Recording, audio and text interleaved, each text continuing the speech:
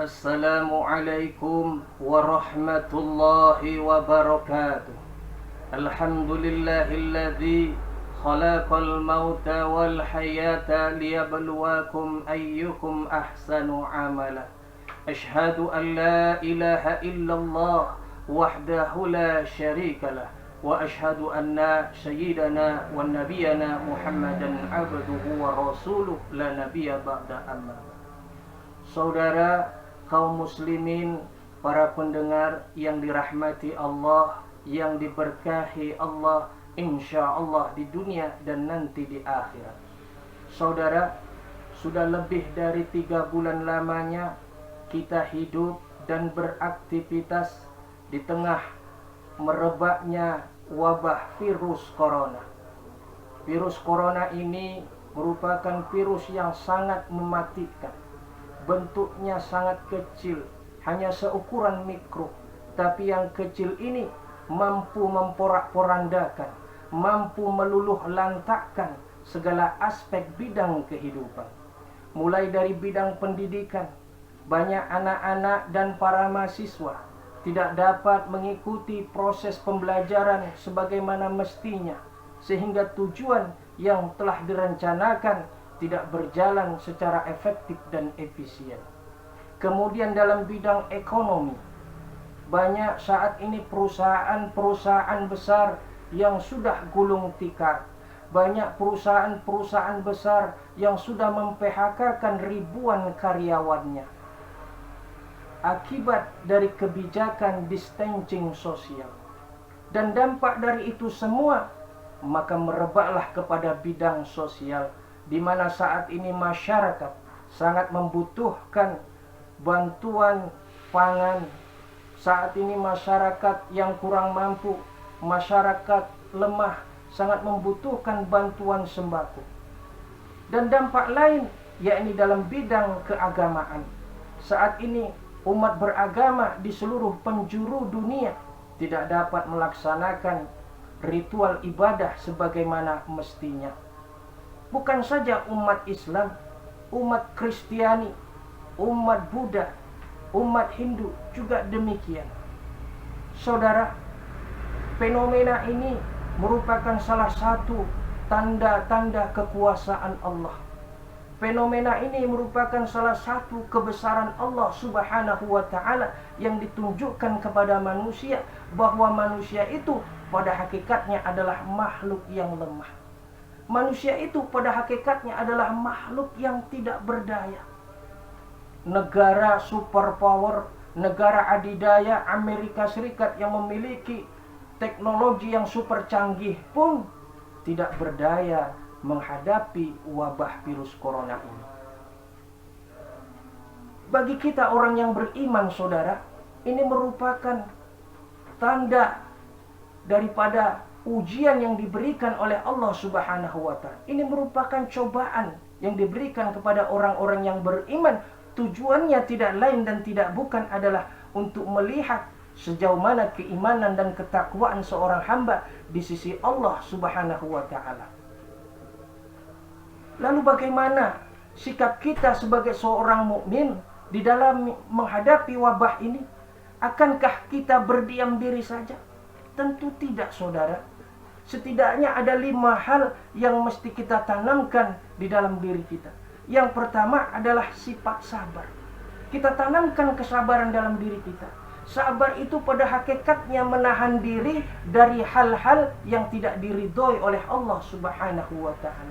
Sabar itu pada hakikatnya menahan diri dari hal-hal yang dapat menjerumuskan kita ke dalam jurang api neraka. Saudara, banyak orang yang tidak sabar ketika diuji oleh Allah Subhanahu wa ta'ala. Kita lihat di media massa, di media televisi, ada yang diuji dengan kemiskinan, ada yang diuji dengan kesusahan. Lalu dia tidak sabar menghalalkan segala cara, melanggar hukum, merampok, mencuri. Dan ada pula saudara yang dia tidak mampu menghadapi ujian itu, lalu dia mengambil seutas tali, lalu dia masuk ke kamar mandi dan dia menggantung diri. Na'udzubillah, summa na'udzubillah. Oleh karenanya itu saudara, kita tanamkan sikap sabar. Bukankah Allah sangat cinta kepada orang-orang yang sabar? Bukankah Allah sangat sayang kepada orang-orang yang sabar? Innallaha ma'as sabirin. Dan Allah sudah menyampaikan, وَلَنَبْلُوَنَّكُمْ بِشَيْءٍ مِّنَ الْخَوْفِ وَالْجُوعِ وَنَقْصٍ مِّنَ الْأَمْوَالِ وَالْأَنفُسِ وَالثَّمَرَاتِ وَبَشِّرِ الصَّابِرِينَ. Dan di antara mereka ada yang kami uji dengan rasa takut kehilangan harta, takut kehilangan jiwa, takut kekurangan bahan makanan, buah-buahan. Dan berilah kabar gembira bagi hamba-hambaku yang bersabar. Oleh karena itu, tanamkan kesabaran dalam diri kita. Yang kedua, saudara, mari kita tingkatkan keimanan dan ketakwaan kita kepada Allah Subhanahu wa ta'ala. Iman dan takwa ini sangat penting sekali. Iman dan takwa ini sangat besar fungsinya di dalam kehidupan kita, baik bagi diri kita pribadi maupun sebagai anggota masyarakat dan juga bernegara. Allah sudah menyampaikan, walau anna ahlal qura amanu wattaqu la fatahna alaihim barakatin minas sama'i wal ardh walakin kadzabu fa akhaznahum bima kanu yaksibun.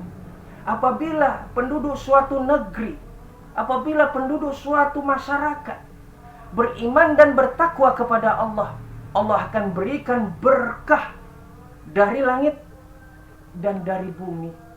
Tapi kalau mereka mendustakan ayat-ayat kami, ada ayat mengatakan, innamal khamru wal maithiru wal ansabu wa azlamu riddatsun min amali syaitan fasnibuhu la'allakum tuflihun. Sesungguhnya minuman-minuman keras, permainan judi, mengundi nasib dengan anak panah, itu adalah amalan-amalan syaitan. Kata Allah, fasnibuhu, jauhilah, mudah-mudahan kamu beruntung.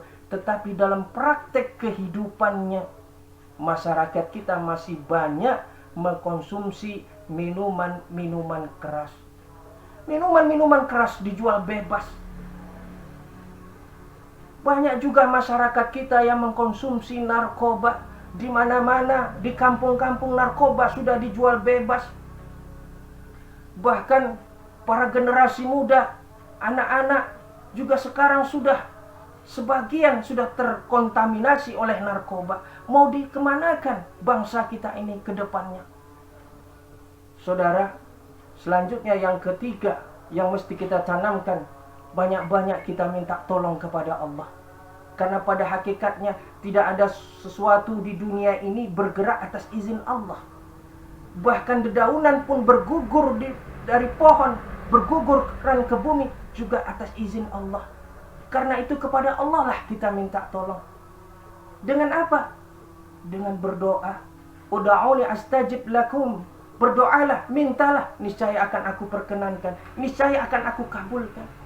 Minta, mohon kita kepada Allah agar kita dilindungi, agar agar wabah ini dijauhkan, bukan dijadikan azab oleh Allah. Dengan apa lagi? Dengan sholat. Sholat merupakan sarana kita untuk minta tolong kepada Allah. Bukankah Allah sudah menyampaikan, wasta'inu bisabri wassalah innaha lakabiratun ilal khasiin. Mintalah pertolongan kepada Allah dengan sabar dan sholat, sesungguhnya itu amat berat sekali bagimu, kecuali bagi mereka orang-orang yang khusyuk. Dengan sholat, minta kita tolong kepada Allah. Dengan apa lagi? Dengan zikir, dengan mengingat Allah. Karena dengan zikir, hati kita, jiwa kita menjadi tenang dan tentram di dalam menghadapi wabah ini. Allah sudah sampaikan, Innalladzina amanu tatma'inul qulubuhum bizikrillah illa bizikrillahi tatma'inul qulub. Sesungguhnya orang-orang yang beriman, hatinya, jiwanya menjadi tenang dan tentram dengan berzikir kepada Allah, dengan banyak-banyak mengingat Allah. Ingatlah Allah, berzikirlah kamu kepada Allah, maka hatimu akan menjadi tenang dan tentram. Saudara, selanjutnya yang mesti kita tanamkan adalah, yakni kita tidak perlu takut yang berlebihan menghadapi wabah ini. Kita jangan sampai takut yang berlebihan sehingga menghilangkan akal sehat kita. Kita jangan sampai takut yang berlebihan di dalam menghadapi wabah ini sampai menimbulkan stres. Boleh jadi kemalangan yang kita dapat itu karena kita stres menghadapi wabah ini. Dan Allah Subhanahu wa ta'ala itu sudah mengukur. Allah berikan cobaan dan ujian kepada kita itu sesuai dengan tingkat kemampuan kita. Bukankah Allah sudah katakan, la yukallifullahu nafsan illa wus'aha, laha ma kasabat wa 'alaiha maktasabat. Allah tidak akan membebani seseorang melainkan sesuai dengan tingkat kesanggupannya. Artinya apa? Allah berikan ujian dan cobaan kepada seorang hamba itu sudah disesuaikan dengan tingkat kemampuan seorang hamba. Saudara, yang terakhir yang mesti kita tanamkan dalam diri kita, kita berupaya, kita berusaha mencegah wabah virus corona ini. Setidaknya kita berupaya mengatasi, memutus mata rantai penyebaran virus corona ini. Karena tanpa usaha, tanpa upaya dari diri kita, Allah tidak akan mengangkat, Allah tidak akan menjauhkan wabah ini. Bukankah Allah sudah sampaikan, innallaha la yughayyiru ma biqaumin hatta yughayyiru ma bi anfusi. Sesungguhnya Allah tidak akan merubah nasib suatu kaum kalau tidak kaum itu sendiri yang merubahnya. Allah tidak akan mengangkat kesulitan kita, Allah tidak akan menjauhkan wabah ini kalau kita sendiri malas, tidak ada usaha, tidak berupaya mencegah wabah ini. Karena itu harus ada upaya dari diri kita, baru Allah akan menolong kita. Dengan apa? Tentunya dengan kita mengikuti protokoler yang sudah dibuat oleh pemerintah, surat edaran yang sudah diedarkan pemerintah. Kalau kita keluar, ya hendaknya kita pakai masker. Kita jangan mudik untuk tahun ini sehingga tidak menyebarkan wabah ke kampung orang lain.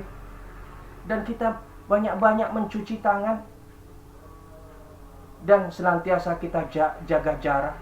Nah, inilah upaya-upaya kita untuk memutus mata rantai penyebaran virus corona. Saudara, kaum muslimin yang dirahmati Allah Subhanahu wa ta'ala, itulah sikap-sikap yang mesti kita tanamkan dalam diri kita, di dalam kita menghadapi wabah virus corona ini. Mudah-mudahan Allah Subhanahu wa ta'ala memberikan kita kekuatan lahir dan batin, dan kita berharap Allah Subhanahu wa ta'ala menjauhkan wabah ini, menyelamatkan bangsa kita, dan wabah ini kembali ke tempat asalnya. Demikianlah, mohon maaf atas segala kekurangan. Wabillahi taufiq wal hidayah. Wassalamualaikum warahmatullahi wabarakatuh.